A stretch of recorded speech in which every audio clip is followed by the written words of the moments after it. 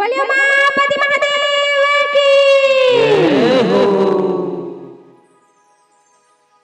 तो आज सुंदर हम सभी ने पतिव्रता धर्म के बारे में सुंदर श्रवण किया और माता पार्वती की विदाई किए सुंदर सजल नेत्रों से। अब माता पार्वती कैलाश पर्वत पर चले गए भगवान भोलेनाथ के साथ में। तो कैलाश पर्वत पर बड़ा सुंदर कैलाश पर्वत सजा है और कैलाश पर्वत को भगवान भोलेनाथ के गणों ने इतना सुंदर सजाया है कि वो आज कैलाश पर्वत नहीं परंतु एक महल की भांति दिख रहे हैं। इतना सुंदर भगवान भोलेनाथ के गणों ने कैलाश पर्वत को सजाया है। तो जैसे ही भगवान भोलेनाथ और माता पार्वती कैलाश पर्वत पर पहुंचे, देखिए माताओं, अब आप सभी जो है गणेश कार्तिकेय की जन्म की कथा को आप सभी सुंदर श्रवण करेंगे। तो आइए हम सभी सुंदर कार्तिकेय जी महाराज के जन्म की कथा को श्रवण करते हैं। बोलिए उमापति महादेव की जय हो। एक लोटा जल माताओं से आवाज नहीं आया। एक लोटा जल और मन में है हजारों छल, तो कैसे होगा हर समस्या का हल। बोलिए उमापति महादेव की जय हो। ओम नमः पार्वती पते हर हर महादेव।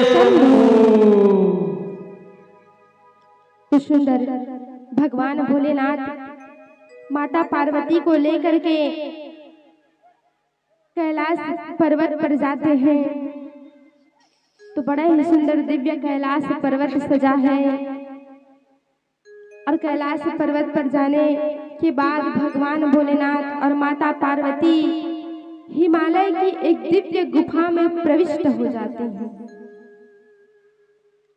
1000 वर्ष के लिए। कौन से गुफा में? हिमालय की एक दिव्य गुफा में प्रविष्ट हो जाते हैं 1000 वर्ष के लिए। उसी समय एक तारकासुर नाम का राक्षस हुआ। कल की कथा में सभी श्रवण किए थे। कौन कौन आए थे? सब लोग आए थे ना? तो बताइए कि तारकासुर ने कौन सा वरदान मांगा है ब्रह्मा जी से?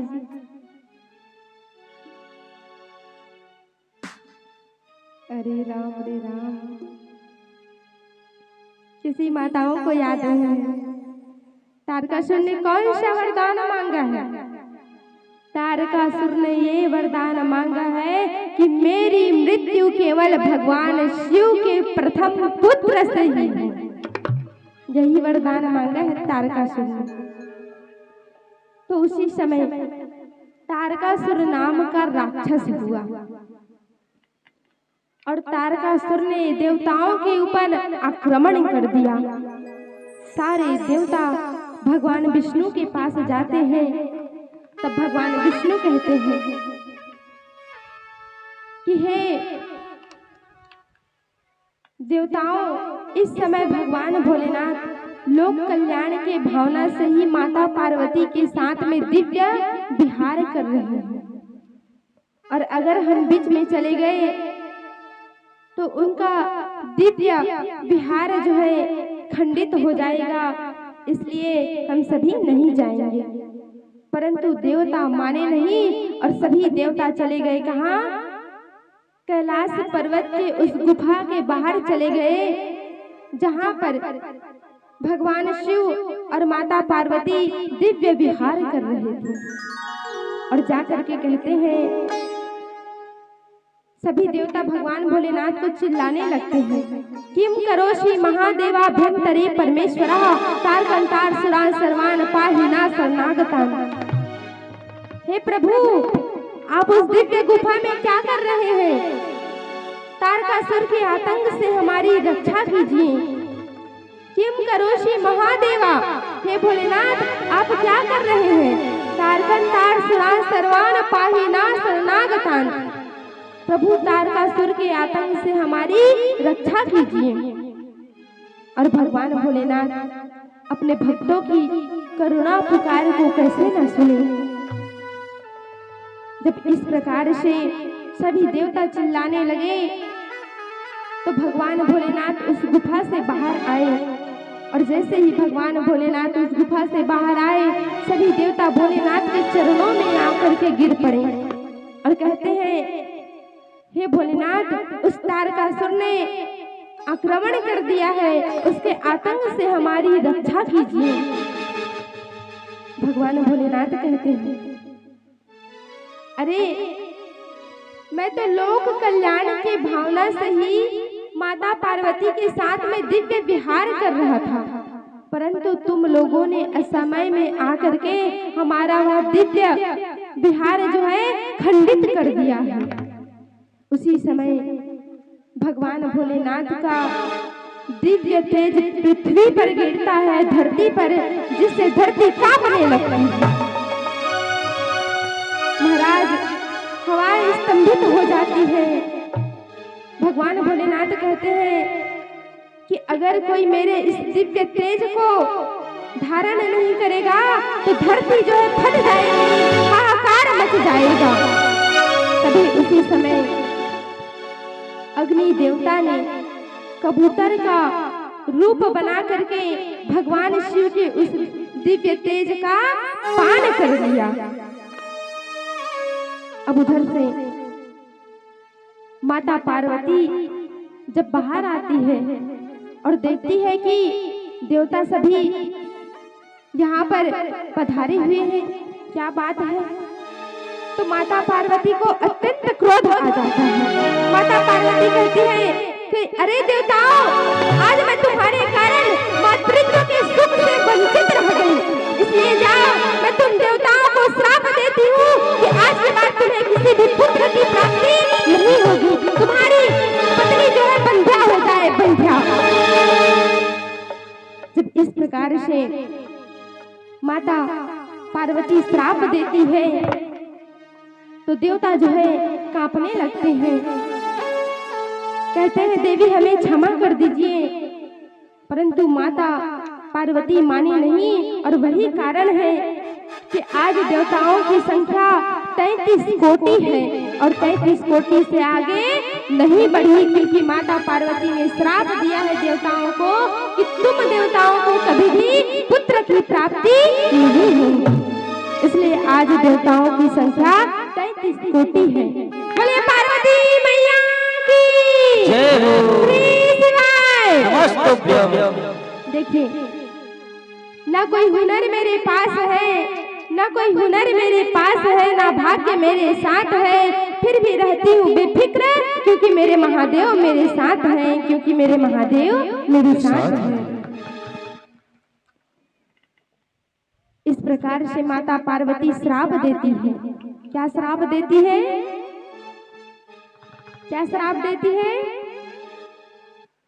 बताओ माताओं। लगता है कथा सुन रहे हैं और घर में कहीं पर मिठाई रख करके आए होंगे, सोच रहे होंगे उस मिठाई को जाकर के कोई खा ना दे, तभी तो कथा में ध्यान नहीं है ना। तो माता पार्वती कौन सा श्राप दी कि तुम देवताओं को कभी भी पुत्र की प्राप्ति नहीं होगी। उसी समय अग्नि देवता कहते हैं कि प्रभु, मैं आपके दिव्य तेज को जो है सहन नहीं कर पा रहा हूँ। अब देखिए, जो स्वयं अग्नि देवता है, अगर हाथ में थोड़ी सी जल जाए ना तो कितनी पीड़ा होती है, आप सभी तो जानते ही होंगे। थोड़ी सी जल जाए हाथ तो कितनी पीड़ा होती है। तो वो अग्नि देवता भी भगवान शिव के उस दिव्य तेज को सहन नहीं कर पा रहे हैं, जो स्वयं अग्नि देवता है। अब बताइए, भगवान शिव का दिव्य तेज और कितना उसका जो है तेज होंगे, प्रकाशित होंगे। अग्नि देवता कहते हैं कि प्रभु मैं आपके इस दिव्य तेज को सहन नहीं कर पा रहा हूँ। भगवान भोलेनाथ कहते हैं अच्छा तो तुम एक काम करो, तुम मेरे इस दिव्य तेज को किसी सुलक्षणा स्त्री के गर्भ में स्थापित कर दो। देखिए माताओं, आप सभी कौन सी कथा श्रवण कर रहे हैं? कौन सी कथा श्रवण कर रहे हैं? आवाज नहीं आई माताओं, जोर से बताइए। बोलिए उमापति महादेव की जय हो। अब बताइए कौन सी कथा को श्रवण कर रहे हैं?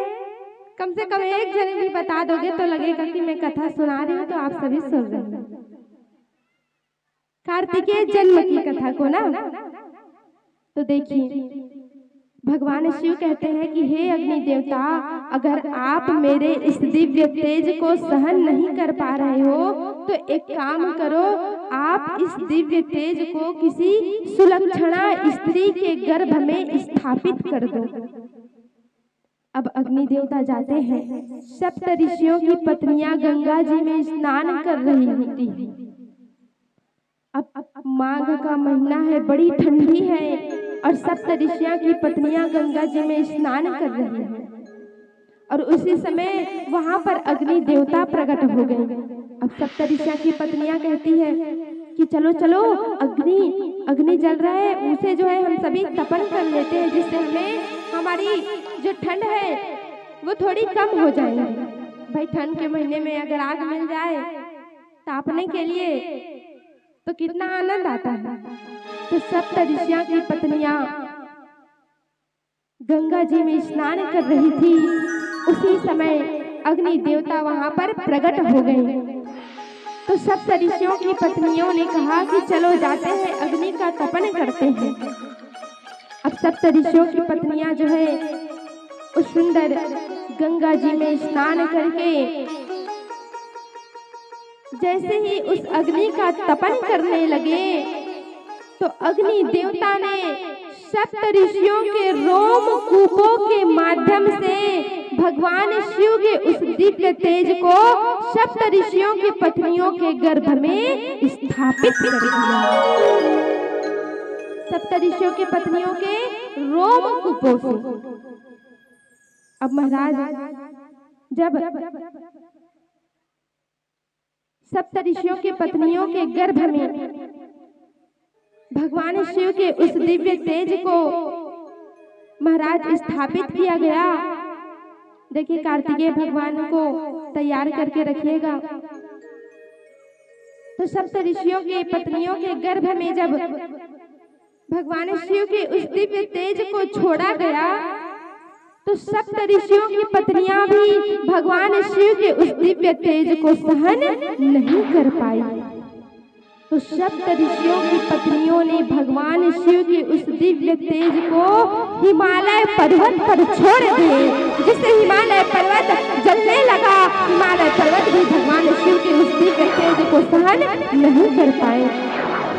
तो हिमालय ने भगवान शिव के उस दिव्य तेज को गंगा जी में प्रवाहित कर दिया। अब महाराज गंगा मैया जो स्वयं गंगा मैया है, वो गंगा मैया भी भगवान शिव के उस दिव्य तेज को सहन नहीं कर पाई। तो गंगा मैया ने भगवान शिव के उस दिव्य तेज को सरकंडों के वन में डाल दिया और उसी सरकंडों के वन से कार्तिकेय भगवान का प्रागट्य हो गया। बोले कार्तिकेय स्वामी। और आइए हम सभी के समक्ष सुंदर कार्तिकेय भगवान का दर्शन करेंगे। हम सभी तो सुंदर ताली बजाते हुए स्वामी कार्तिकेय जी महाराज का जन्म का आनंद लेंगे। बोले कार्तिकेय भगवान की। कार्तिकिया ऋष जन्मे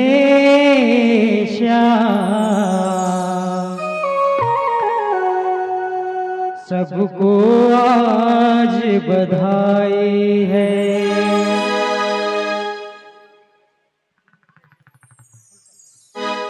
कार्तिक 11 जन्मे श्याम सबको आज बधाई है।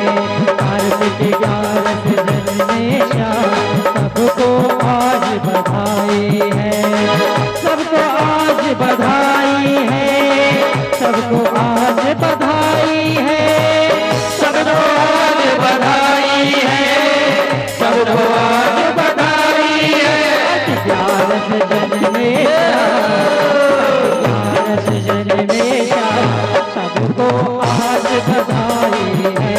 कार्तिक 11 जन्मे सबको आज बधाई है। जय हो बोल पार्वती भगवान की।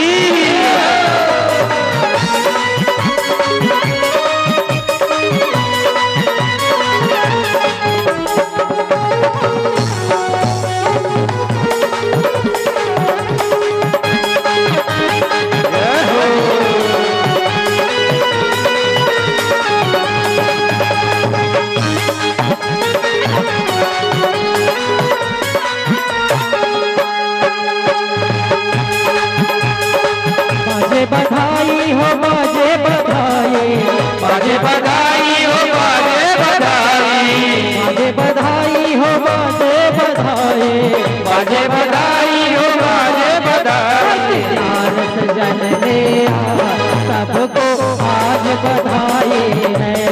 कार्तिक 11 जन्मे आज बधाई है।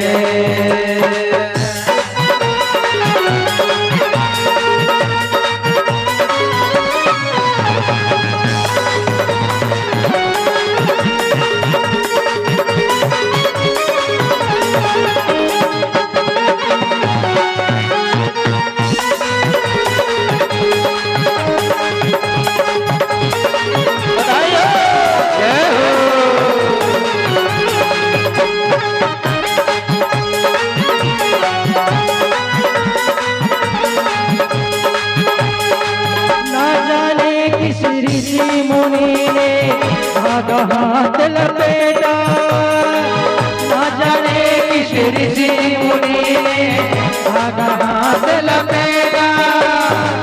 कानों कानों बात चली है सोचे सब धन देगा।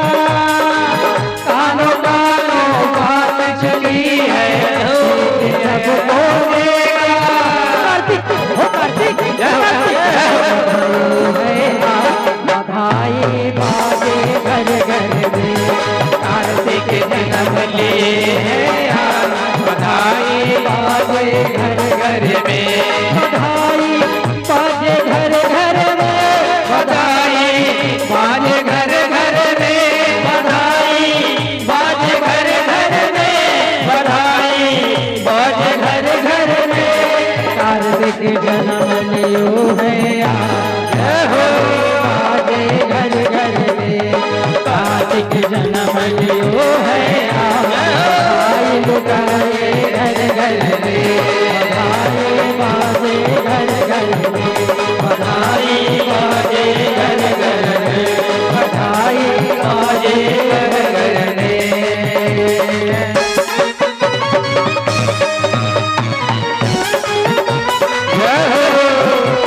ताली की सवारी दोनों हाथ उठाकर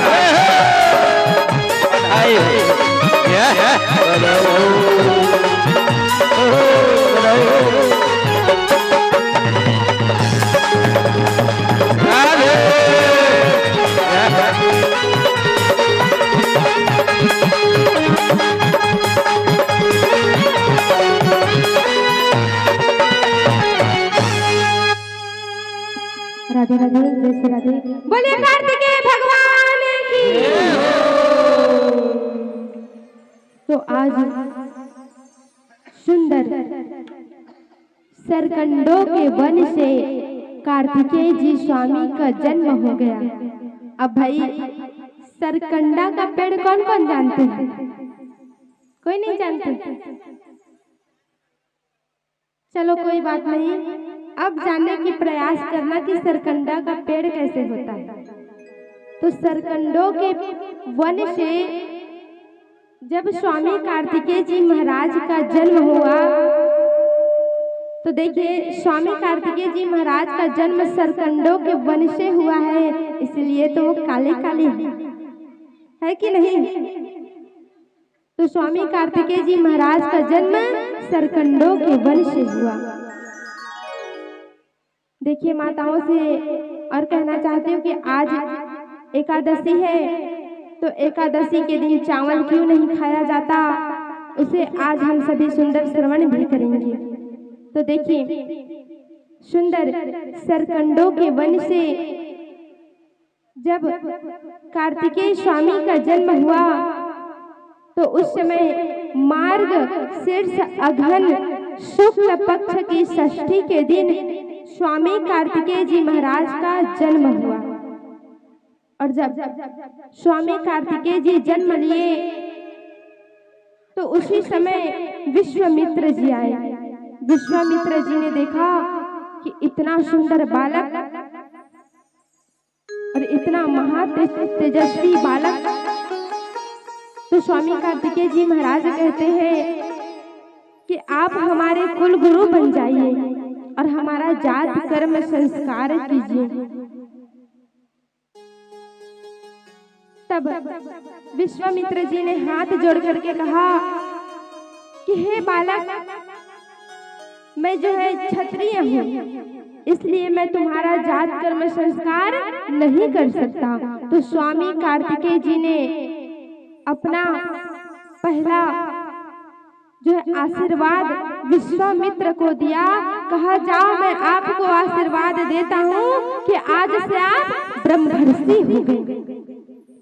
तो जब इस प्रकार से स्वामी कार्तिकेय जी ने अपना पहला आशीर्वाद विश्वामित्र जी को दिए तो सुंदर विश्वामित्र जी कार्तिकेय स्वामी का जात कर्म संस्कार करते हैं। तभी अग्नि देवता आए। अग्नि देवता ने स्वामी कार्तिकेय जी को शक्ति प्रदान करी, जिससे स्वामी कार्तिकेय जी महाराज क्रौंच पर्वत पर चले गए। और जब स्वामी कार्तिकेय जी महाराज क्रौंच पर्वत पर गए तो वहां पर 6 कृतिकाएं आई और वो 6 कृतिकाएं कहती है कि मैं पहले दुग्धपान कराऊंगी, मैं पहले दुग्धपान कराऊंगी, अर्थात मैं पहले दूध पिलाऊंगी, मैं पहले दूध पिलाऊंगी। तो हमारे स्वामी कार्तिकेय जी ने अपने 6 मुख कर लिए और 6 मुख से 6 माताओं का दुग्धपान किया। बोलिए कार्तिकेय स्वामी की। तो कितनी कृतिकाएं आई? 6 कृतिकाएं। तो उन 6 कृतिकाओं का स्वामी कार्तिकेय जी ने दुग्धपान किया। उनका नाम था कृतिकाएं, इसलिए स्वामी कार्तिकेय जी महाराज का नाम पड़ा कृतिकाएं से कार्तिकेय। बोलिए कार्तिकेय भगवान की। अब एक दिन की बात है, माता पार्वती भगवान भोलेनाथ से कहती है कि प्रभु आपका वह दिव्य तेज कहाँ है, वे व्यर्थ नहीं जा सकता। देखिए अभी माता पार्वती को पता नहीं है कि उसके पुत्र कार्तिकेय जी का जन्म हो गया है। माता पार्वती कहती है कि प्रभु हमारा दिव्य तेज कहाँ है, वो व्यर्थ नहीं जा सकती। तब भगवान भोलेनाथ एक सभा बुलाते हैं जिसमें अग्नि देवता से कहते हैं कि मेरा वह दिव्य तेज कहाँ है। तो अग्नि देवता कहते हैं कि मैंने उसे सप्त ऋषियों के गर्भ में स्थापित कर दिया था। सप्त ऋषियों के पत्नियों से पूछा गया तो उसने कहा हमने हिमालय पर छोड़ दिया था। हिमालय से पूछा गया तो हिमालय ने कहा हमने गंगा जी में प्रवाहित कर दिया था। सूर्य से पूछे, चंद्रमा से पूछे और अंत में पता चला कि स्वामी कार्तिकेय जी का जन्म जो है सरकंडों के वन से हुआ है और वह जो है इस समय अभी क्रौंच पर्वत पर विद्यमान है। तब भगवान भोलेनाथ नंदीश्वर को भेजते हैं और कहते हैं कि जाओ हमारे पुत्र स्वामी कार्तिकेय को इस कैलाश पर्वत पर लेकर के आओ। तो नंदी भगवान जाते हैं क्रौंच पर्वत पर और कार्तिकेय भगवान को सम्मान पूर्वक कैलाश पर्वत पर लाया जाता है। और कैलाश पर्वत पर लाने के बाद सुंदर भगवान विष्णु ने, देखिए अगर यहाँ पर कोई हार होगी फूलों की तो लाइए और कार्तिकेय स्वामी को पहनाइए।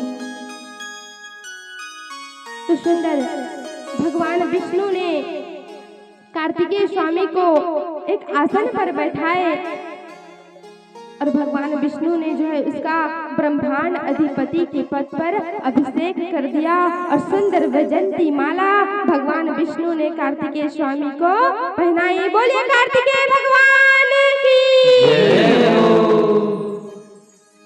सभी देवता अपनी अपनी शक्ति प्रदान करते हैं। तो देखिए ब्रह्मादेव ने वेद और यज्ञोपवीत प्रदान किए कार्तिकेय स्वामी को। गायत्री माता जो है कमंडलू प्रदान करती है और देवराज इंद्र हाथी प्रदान करते हैं। सूर्य जो है वरुण पास प्रदान करते हैं।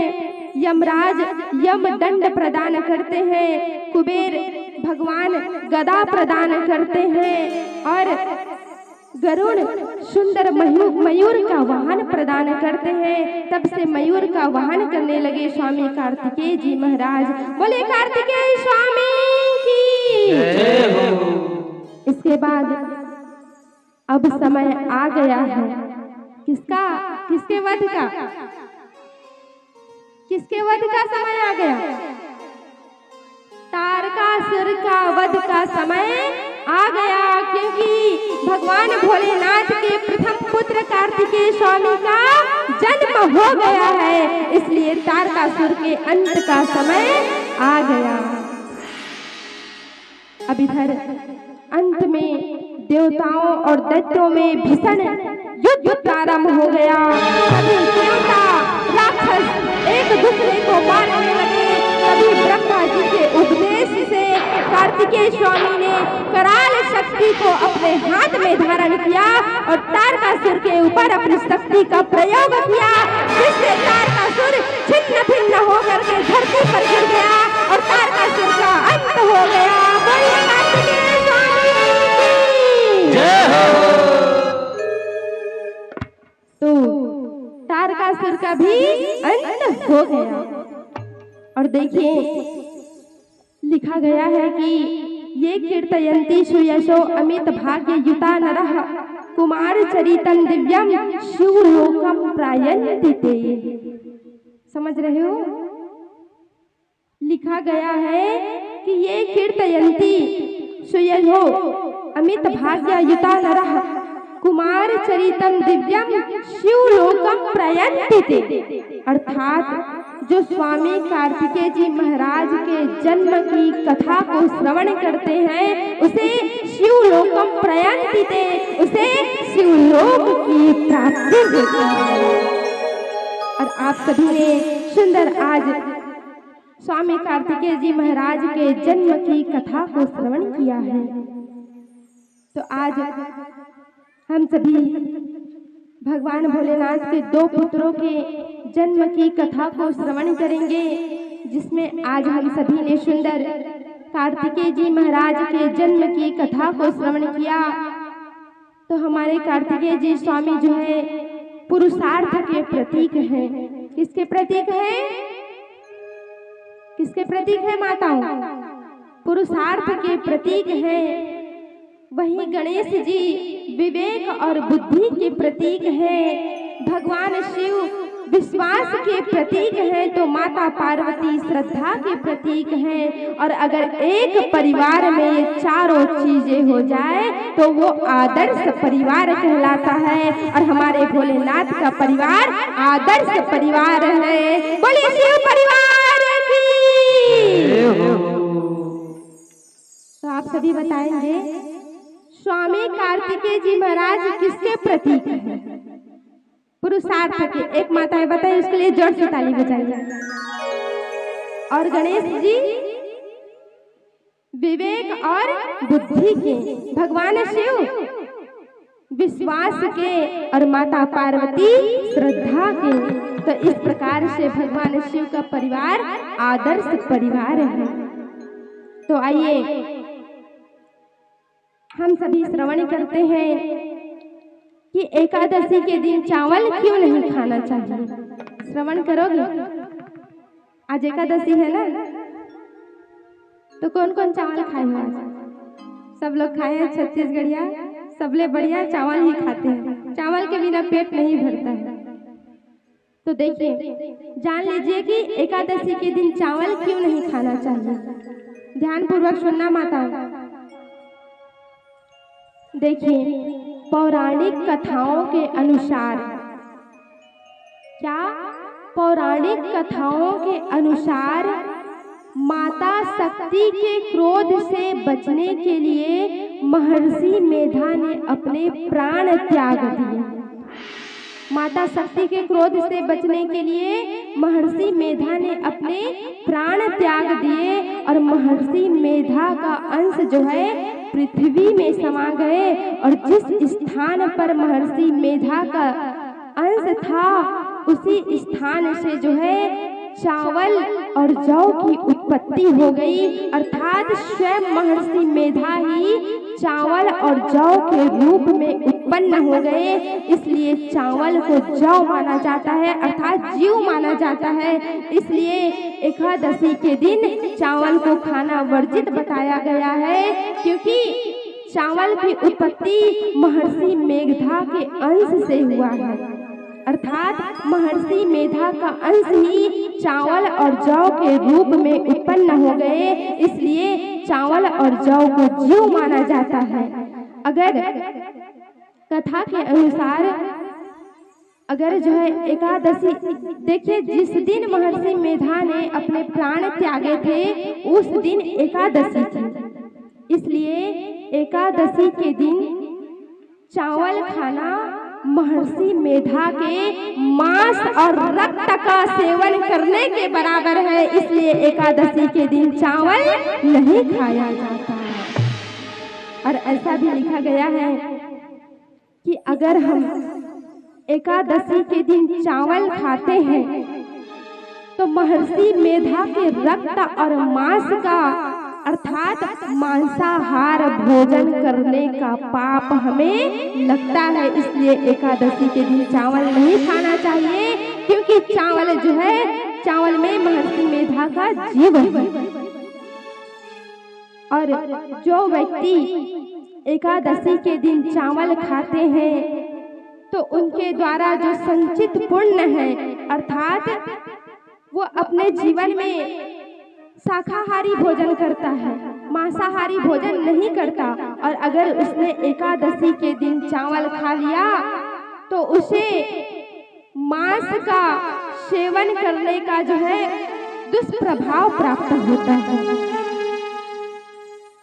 एकादशी के दिन चावल खाने से व्यक्ति के जो संचित पुण्य है, अर्थात जो आप पुण्य कर्म करते हैं उस पुण्य का नाश हो जाता है। इसलिए एकादशी के दिन चावल खाना शास्त्र में वर्जित बताया गया है।